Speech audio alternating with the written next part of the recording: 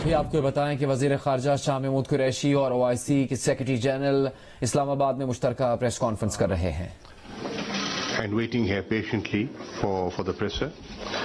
As you know, we've just concluded the 17th session of this extraordinary CFM.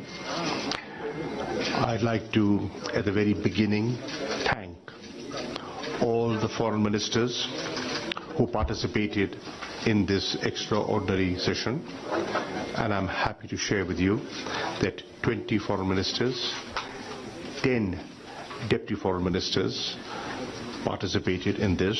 So at the ministerial level we had 30 representations.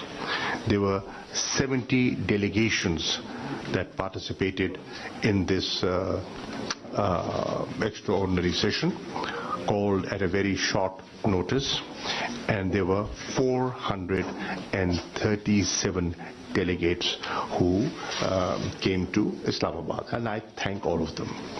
I also wanted to thank, at the very beginning, special representatives on Afghanistan from the P5.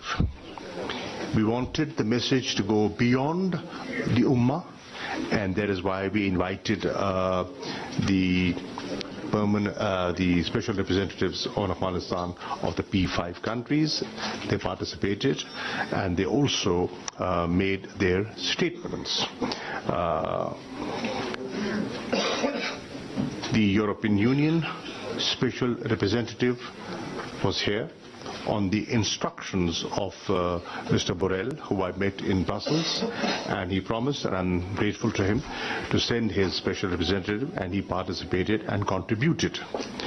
I'm also grateful to the special representative of Germany, Japan, Italy, and many other international organizations, international financial institutions for their very valuable contribution.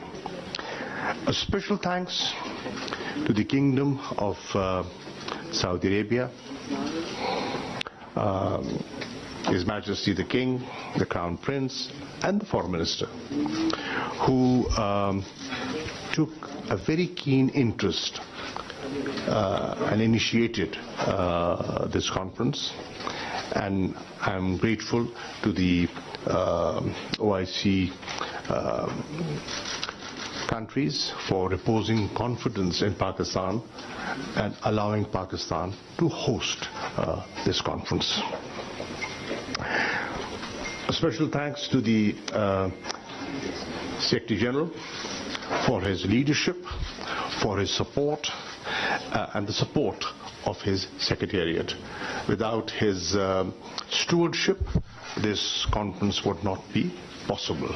So thank you, sir. You heard, and you were in the opening session, but let me share the closed session with you. The Afghans were heard, and their delegation was invited so that they could share with the rest of the international community here on what the developments were and are post 15th of August. And they did. And they highlighted. And interestingly, when I was listening to the special representative of United States of America, Mr. Tom West, there was an acknowledgement and a certain amount of appreciation. And he also said on the safe passage and in many other areas, and you also saw that today they also had an engagement. They met and they exchanged views.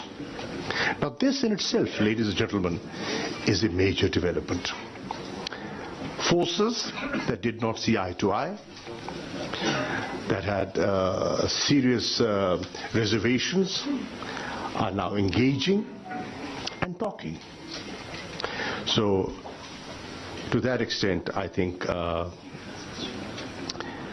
it was an important opportunity.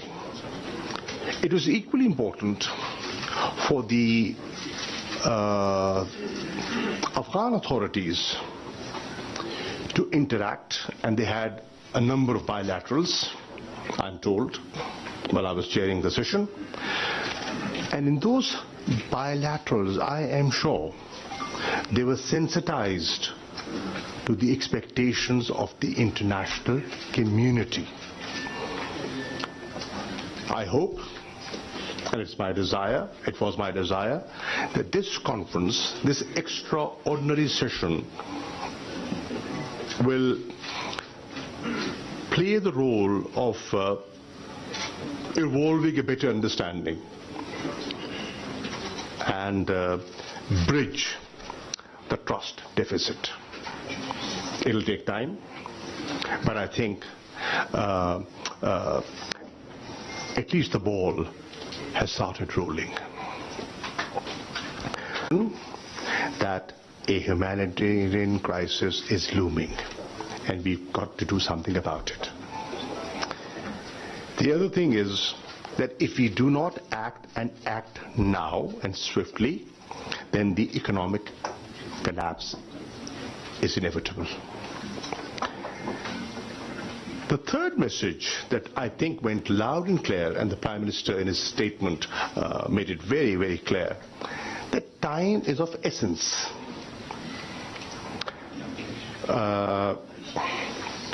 The other message that came out clearly from many delegates, and that was that we could have a difference of opinion with the authorities, but our focus is the 38 million people of Afghanistan. That's the focus.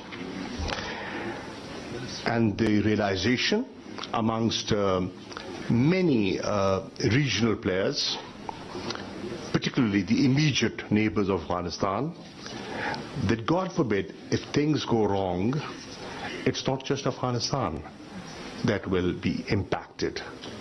Neighbors will be equally impacted. And in my statement, I tried to highlight that it's not just the neighbors that will be impacted. The consequences will be felt beyond the region. And finally, that helping Afghans is a shared responsibility. Pakistan alone, despite the goodwill and the desire, we can't do it. It has to be a shared responsibility. And everybody has to chip in and play their effective role. Now, two documents have been adopted, and adopted unanimously. One is the joint resolution on Afghanistan humanitarian situation, and the other is the Islamabad declaration on the Palestinian situation. The entire conference expressed, in my view, unity and expressed support for the people of Afghanistan. There was talk about how to devise a mechanism for disbursement. First, raise resources to help people, and when you do, how do we disperse that? There has to be an institutional mechanism developed and adopted.